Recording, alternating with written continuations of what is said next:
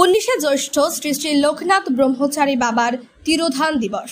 সেই মোতাবেক রবিবার কালিয়াগঞ্জের মণিবাগ এলাকায় অবস্থিত নববারুণী রাম লোকনাথ মন্দির প্রাঙ্গণে বিভিন্ন ধর্মীয় অনুষ্ঠানের আয়োজন করা হয় লোকনাথ মন্দির সেবা সংগঠনের উদ্যোগে।